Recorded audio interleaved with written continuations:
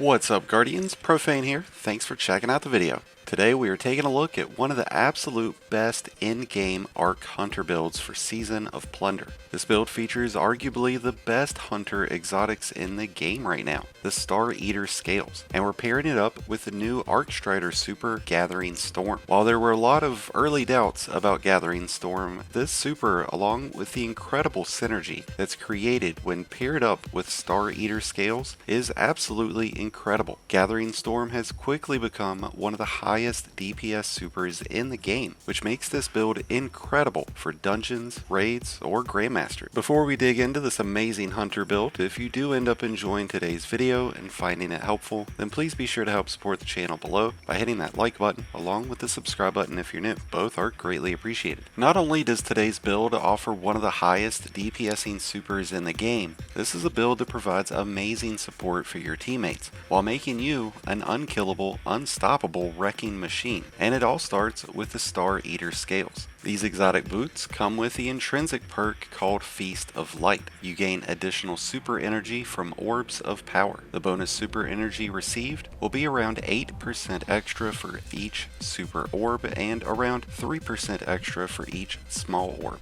While your super energy is full, picking up an orb of power overcharges your super, providing you with bonus super damage. While this once was capable of stacking up to 8 times, Feast of Light will now stack up to 4 total times, starting at around a 15% bonus to your super, maxing out at a 70% bonus to your super damage when at a 4 stack of Feast of Light. This exotic has provided some exceptionally powerful synergy for both Solar and Void 3.0 builds, but when it's paired up with Gathering Storm, you'll be emitting a 70% boost to every single tick of damage that's created within the field of Gathering Storm. That's like having a massively overcharged Anarchy at its prime as your super, which you'll be getting remarkably fast with this build. And when you cast your super, not only will you receive this massive boost to damage, but you receive a boost to your healing as well. When casting your super, you'll receive a 95 point boost to your healing, and that's at its base, a 200 point health boost when at a 4 stack. And if that wasn't enough, when you cast your super with a full 4 stack of Feast of Light, you receive an overshield that lasts for a full 16 seconds. These exotics are absolutely incredible, and when paired up with the rest of this Arcstrider build, you will truly become a PvE god in any activity you jump into. Let's first take a look at what this Arcstrider subclass is made of. Along with Gathering Storm, we're using Gambler's Dodge. This is going to fully recharge our melee energy whenever performing our class ability near enemies. While being able to fully reload your weapons is an extremely nice option to have,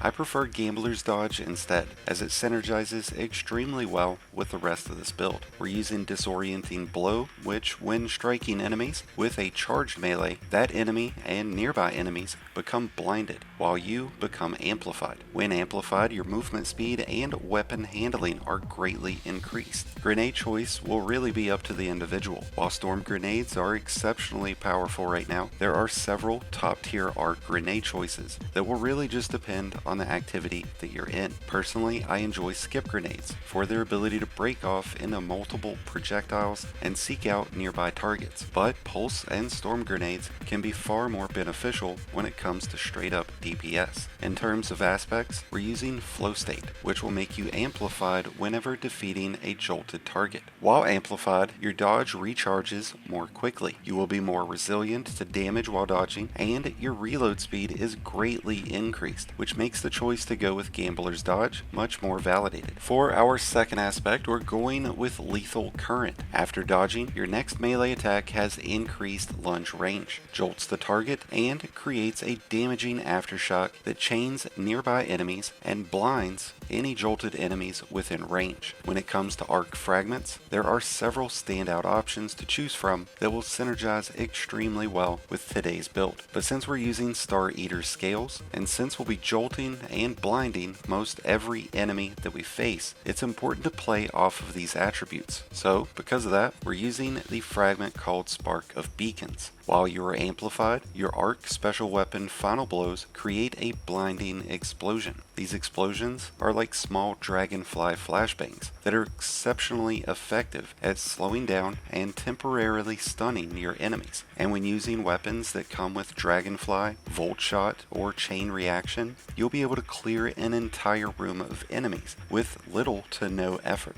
Now, since the Arcstrider melee will see you getting up close and personal with many of your opponents, it's important to use Spark of Resistance, which provides a 10-point boost to your strength and gives you increased damage resistance when surrounded by enemies. Since jolted enemies take more damage and chain lightning to nearby targets, we want to jolt as many opponents as we can. So we'll be doubling down on that with Spark of Shock, which will give all arc grenades the ability to jolt targets, but this does come with a 10-point reduction to discipline. And for our final fragment, we're going with one that would directly synergize with Star Eater scales. We're going with Spark of Amplitude. Rapidly defeating targets while you are amplified creates an orb of power. These will count as small orbs and will do wonders at fueling you and your overcharged super, but your allies as well. And with that being said, let's take a look at the armor and the mods that you want to pair up with this to create even more amazing synergy.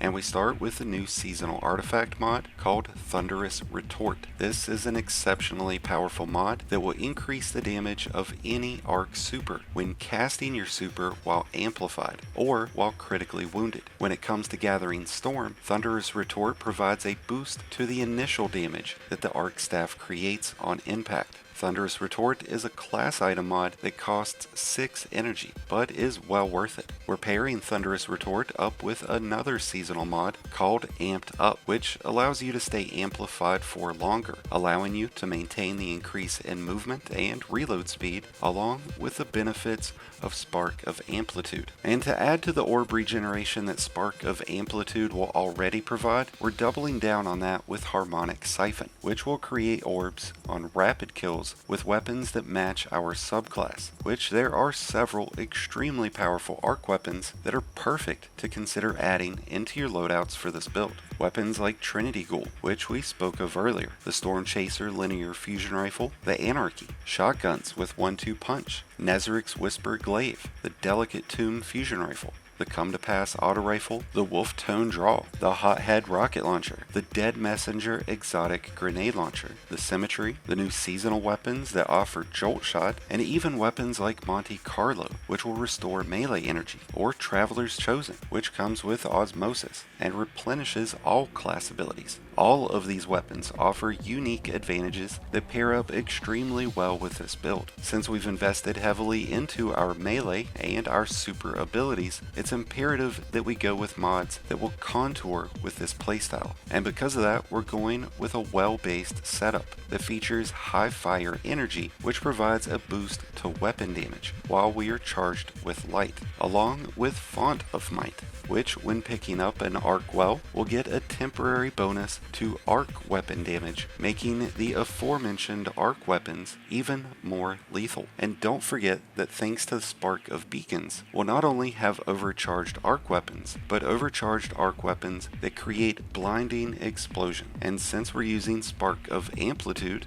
along with Harmonic Siphon, we'll be creating twice as many orbs and get our super back twice as fast. We'll be using Elemental Charge alongside Elemental Armaments, so that way we become charged with light from picking up arc wells that will be created from defeating enemies with arc weapons. Since we've invested a fair amount of effort into our melee, there's no sense in walking away from that at this point. So we'll be applying Melee Wellmaker, which will create wells after defeating enemies with our charged melee. We'll also be throwing on the Hands-On mod, an arc helmet mod that will provide bonus super energy on melee kills, and we'll be adding on the new seasonal mod called Focusing Strike. This grants class ability energy when you cause damage with a melee attack. This will provide great synergy between our melee, class ability, and super. And since we'll be creating a ridiculous amount of orbs, we have a perfect opportunity to help improve survivability by using the Solar Legs mod called Recuperation, which will replenish health every time an orb is collected. I highly encourage the use of chest resistance mods like Concussive Dampener and the seasonal seasonal resistance mod that provides resistance against arc and solar damage. These will be of significant importance when taking your Arcstrider into Grandmaster Nightfalls. And with that being said, when putting together the armor for this build, it's important to focus heavily towards mobility, which fuels our dodge, strength, which fuels our charged melee, and resilience. Ideally, when facing off against in-game content, you want to have your resilience as much over 70 as possible.